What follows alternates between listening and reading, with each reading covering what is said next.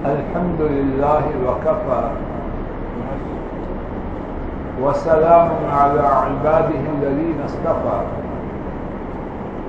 کل کا میرے ذمہ محترم ڈاکٹر نیازی صاحب کا ایک سوال ہے۔ ابتدائی 5 منٹ میں اللہ کی توفیق سے اس سوال کا جواب دینے کی ٹوٹی پھوٹی کوشش کرتا ہوں، پھر 15 منٹ باقی میں آج کے سبق کے حوالے سے گفتگو کرنے کی انشاءاللہ کوشش کروں گا۔ سوال یہ تھا کہ امت مسلمہ اس وقت مشرق و مغرب، شمال و جنوب میں ذلت و رسوائی کی گہرائیوں میں ڈوبی۔ کیا ممکن ہے کہ امت اسلام پھر بلند و بالا ہو جائے؟ یہ دکھ بری ایک طویل داستان ہے،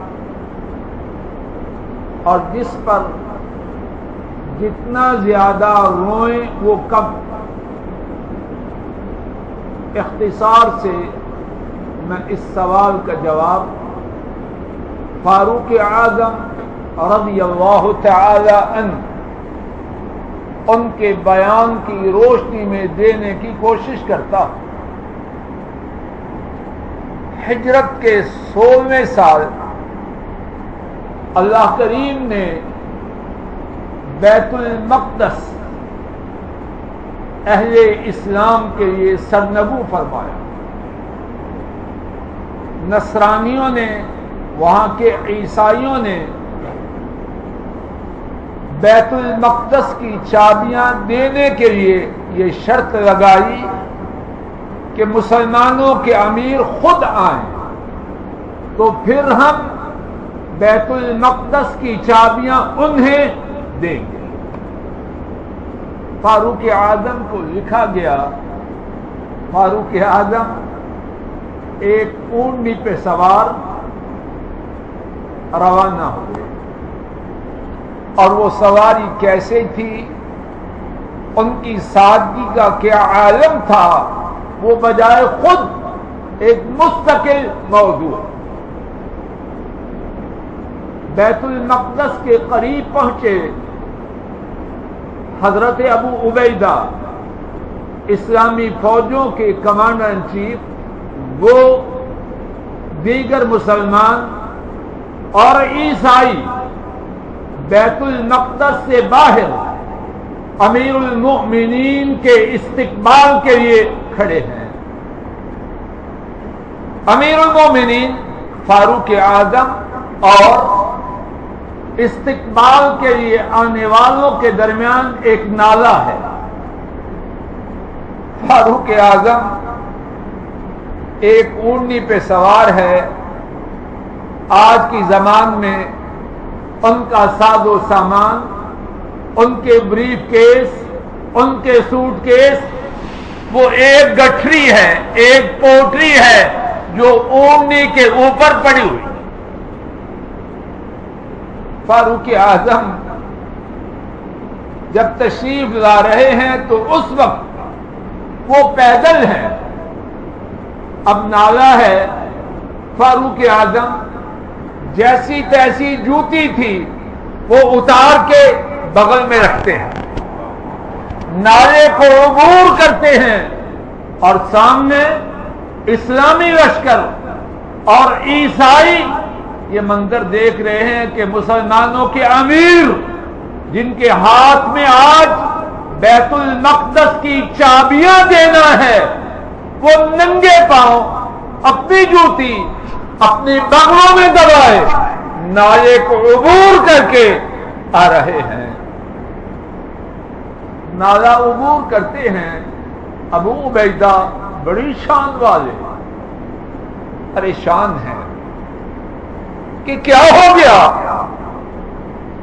عرض کرتے ہیں، اے امیر المومنین، آپ آج نے اچھا نہیں کیا۔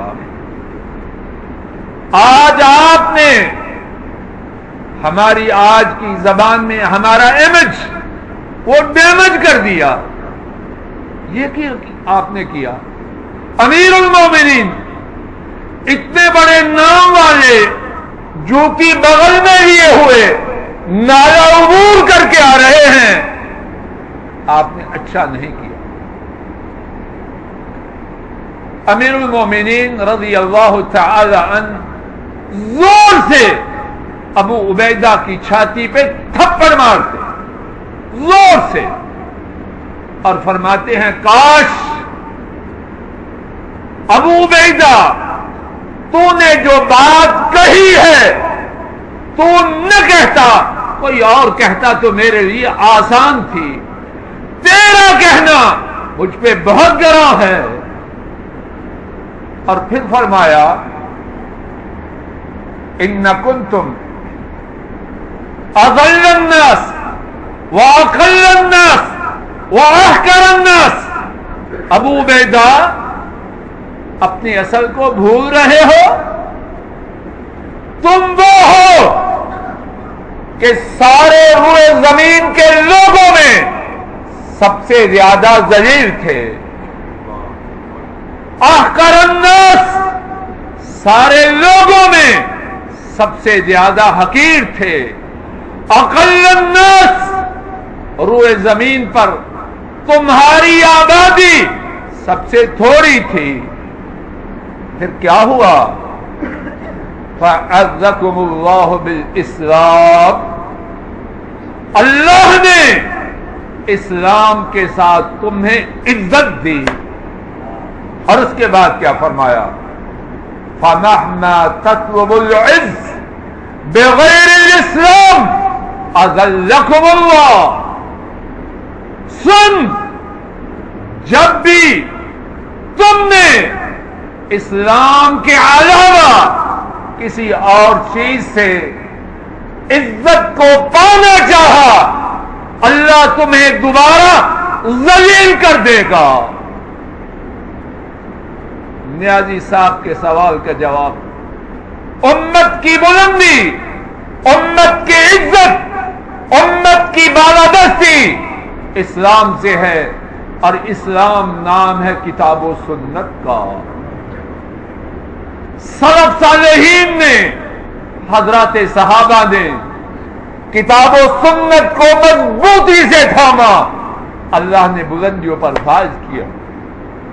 ہم نالائق کہنے والے اور شاید سننے والے بھی، ہماری اکثریت کرائے کے ٹٹو، ٹیپ ریکارڈر، اداکار، کھوتے الا من شاء اللہ، اور وہ بہت تھوڑے ہیں۔ ہم کھوتوں نے عزت والے اسلام کو ذلیل کیا۔ وہ مسلمان، ان کا مسلمان ہونا اسلام کی بلندی کا سبب ہوا۔ ہم نالائق مسلمان، ہمارے کھوٹ نے اسلام پر دھبا لگایا۔ اب دوبارہ عزت کی راہ وہی ہے جس راہ پہ چل کے وہ صحابہ، وہ سلف صالحین عزت پاتے ہیں، اور وہ راہ ہے کتاب و سنت کی، وہ راہ ہے اسلام کی۔ اللہ ان گناہگار آنکھوں کو دوبارہ موت سے پہلے وہ عزت کے دن دیکھنے نصیب کرے۔ بہت ذلت دیکھ چکے۔ آج کا سبق سورہ یونس آیت نمبر 65، وَلَا يَحْزُنْكَ قَوْلُهُمْ إِنَّ الْعِزَّةَ لِلَّهِ جَمِيعًا هُوَ السَّمِيعُ الْعَلِيمُ۔ توجہ فرمائیے، اللہ کی عجب قدرت۔ سوال کا جواب اور آج کا موضوع ان میں قدر مناسبت ہے۔ دین نوٹ فرمائیے، اللہ کرے کہ میں بات واضح کر سکوں۔ ڈاکٹر مشتاق اندر آ جائیے، بیٹا اندر آ جاؤ، اتنے ناراض تو نہ ہو مجھ سے، بائیکاٹ ختم کر دو میرا۔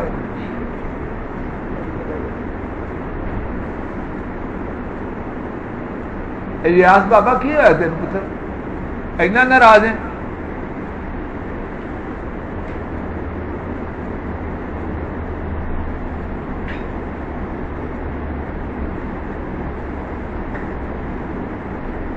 توجہ فرمائیے، دین کو چھوڑنے کے، دین میں کوتاہی کے اسباب ہیں، اور ان میں سے ایک بہت بڑا سبب یہ ہے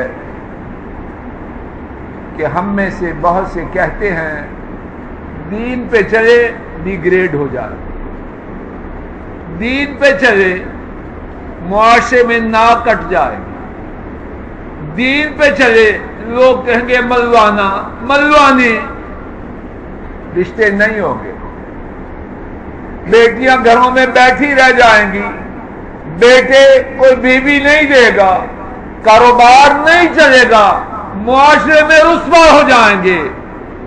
دین کے چھوڑنے کا ایک سبب یہ ہے کہ نہیں؟ کیوں خالچی مسئلہ؟ بات سمجھیے، اللہ رب العالمین قرآن کریم میں یہ بات بار بار سمجھا۔ آیت شریفہ کا ترجمہ پڑھیں اور پھر بات جتنا وقت ہے اس میں سمجھیں، اور آپ کو ان کی بات غمگین نہ کرے، ایک ایک لفظ پہ غور کیجیے، اور اللہ مجھے توفیق دے کہ ٹھیک ٹھیک بات کروں۔ وَلَا يَحْزُنْكَ قَوْلُهُمْ، ان کی بات آپ کو غمگین نہ کرے۔ إِنَّ الْعِزَّةَ لِلَّهِ جَمِيعًا، یقیناً عبد المجید بیٹا بات سمجھ آ رہی؟ ان العزت، ان کا کیا معنی ہے؟ سب بولو، بولو زور سے، بے شک۔ کون کہہ رہا بے شک؟ اللہ کی بات میں ٹھیکیداری سمجھ آ رہی؟ اللہ کی بات میں شک ہو سکتا ہے تو پھر اللہ کیوں کہہ رہے ہیں بے شک؟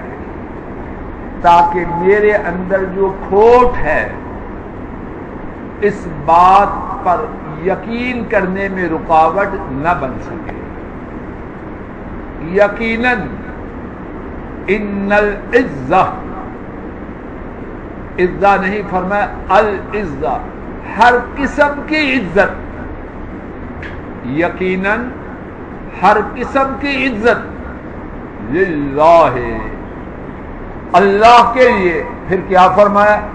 جمیعا، ساری کی ساری۔ کسی اور کا کچھ حصہ رہ گیا ہے؟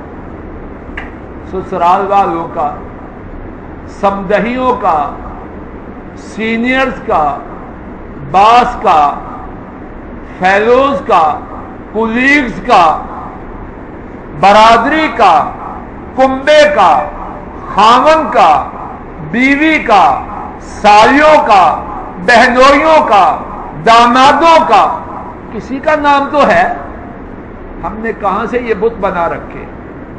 مطلوب صاحب بت ہیں کہ نہیں؟ یہ بت ہیں میرے اور آپ کے اندر، اور بچا ہے کوئی کوئی، اللہ مجھے اور آپ کو ان میں شامل کر۔ بار بار اس آیت کا وظیفہ کرتے رہیے، ان العزت للہ جمیعا، یقیناً ساری کی ساری عزت اللہ کے لیے ہے، تمام کی تمام۔ اور اس کے بعد کیا فرمایا؟ هو السمیع العلیم، تو جب ستایا جائے، کوئی تانا دے، یہ ملوانا آ گیا،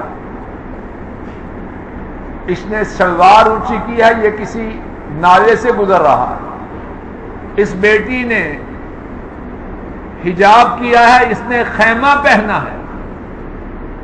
هو السمیع، جو دین پر چلتے ہوئے تیرے بارے میں بکواس کرتے ہیں وہ اللہ خوب سننے والا، اور تو ان کے ستائے جانے پر اپنے رب کے روبرو جو فریادیں کرتا ہے اسے بھی خوب سننے والے ہیں۔ العلیم، صرف سننے والے ہی نہیں، جب تو دین پر چلنے کی وجہ سے ستایا جاتا ہے، اذیت دیا جاتا ہے، تیرے سینے میں جو تنگی آتی ہے اللہ اس سے بھی آگاہ ہے۔ لوگوں، عزتوں کے مالک تنہا اللہ، جب عزت ہے ہی ان کی تو کسی اور سے ڈریں کہ پتہ نہیں کیا کہے گا، اس کا کوئی جواز ہے؟ سورہ فاطر میں زبانی سن لیجئے، اللہ کریم نے فرمایا من کان یرید العزہ فللہ العزت جمیعا، جو کوئی عزت چاہے۔ اور اس آیت شریفہ میں ایک بات اور بھی ہے، من کان یرید العزہ فللہ العزہ، جو عزت چاہے، اور یہاں تقدیم تاخیر ہے جس کا معنی یہ ہے نیازی صاحب، اللہ ہی کے لیے ساری کی ساری عزت ہے اور اللہ کے سوا کسی اور کے لیے کچھ نہیں ہے۔ میرا دماغ ٹھیک ہے یا خراب ہے؟ جب اللہ کہے کہ ساری عزت میرے پاس ہے اور کسی کے پاس کچھ بھی نہیں، تو میں کسی کی وجہ سے اگر دین کو چھوڑوں، اپنے آپ سے پوچھوں اللہ کے اس فرمان پر میرا یقین ہے کہ نہیں؟ سورہ الحج میں اللہ کریم نے فرمایا وَمَن يُهِنِ اللَّهُ فَمَا لَهُ مِن مُكْرِمٍ إِنَّ اللَّهَ يَفْعَلُ مَا يَشَاءُ۔ اللہ اکبر۔ فرمایا اللہ کریم جسے رسوا کریں، اللہ کریم جسے رسوا کریں، فَمَا لَهُ مِن مُكْرِمٍ، اسے عزت دینے والا کوئی ہے ہی نہیں۔ ان اللہ یفعل ما یشاء، یقیناً اللہ وہ کرتے ہیں جو کون چاہتا ہے۔ ٹانگے شاہ، کوڑے شاہ، کھوتے شاہ کیا کرتے ہیں؟ ان اللہ یفعل ما یشاء، یقین اللہ وہ کرتے ہیں جو وہ چاہتے۔ روز دعائے کنوز سن رہے ہیں جو نبی کریم صلی اللہ علیہ وسلم نے اپنے نواسے کو سکھلائی، اس میں یہ جو پڑھتے ہیں اس کے معانی پر غور کر کے اپنے دل پہ اس کو نازل کریں۔ انہ لا یذل من والیت ولا یعز من عادیت، یقیناً جس کے آپ والی ہو جائیں، جس کے آپ دوست ہو جائیں، وہ ذلیل نہیں ہو سکتے۔ میرے ساتھ سب کہو انہ لا یذل من والیت۔ بڑی آسکی سے کہہ رہے ہیں، بول میں رہا ہوں، تھک آپ کے قیمہ صاحب اتنے تھک گئے، زور سے بولو انہ لا یذل من والیت، یقیناً جس کے آپ دوست ہوگے وہ ذلیل نہیں ہو سکتے۔ اور دوسرا حصہ ولا یعز من عادیت، اور جس کے آپ دشمن ہوگے وہ عزت نہیں پا سکتا۔ تو میں آپ کیا کریں؟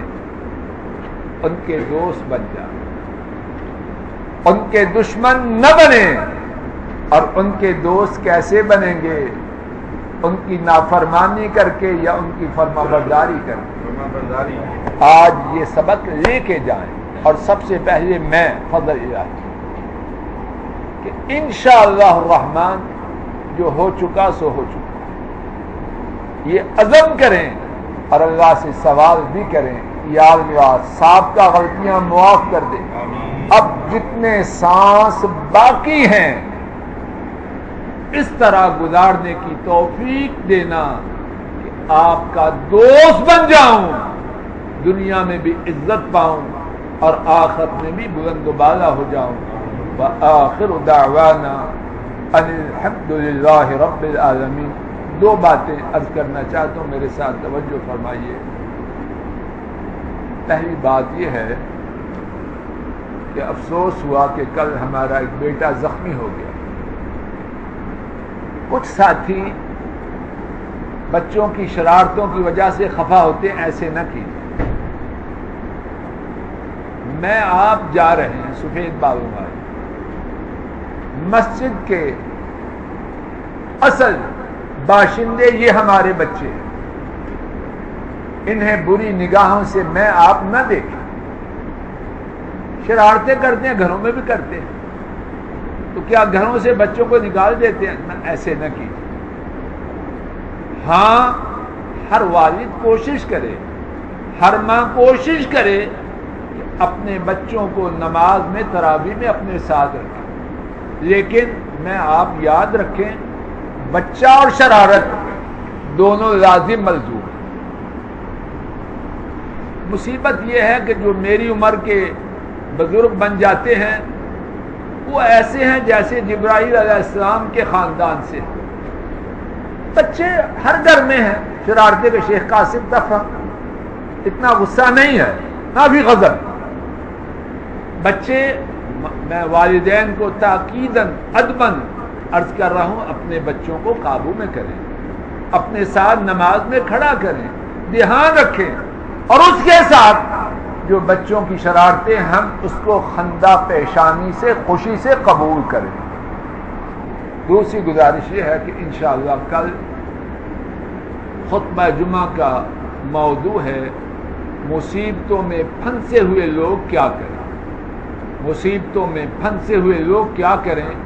تو احباب سے گزارش ہے اور خواتین سے بھی کہ ٹھیک وقت پہ تشریف لائیں۔ 12:55 پہ خطبے کا آغاز ہوتا ہے، 12:30 پہ نماز کھڑی ہوتی ہے۔ خطبہ سے پہلے آئیں۔ نمبر 1 کہ خطبہ سننے والوں میں نام لکھا جائے، وگرنہ رجسٹر بند۔ اور نمبر 2 بات کو ابتدا سے آخر تک سنیں، شاید اس میں کوئی ایسی بات مل جائے جس سے کہنے والوں اور سننے والوں کا فائدہ ہو۔ شکریہ۔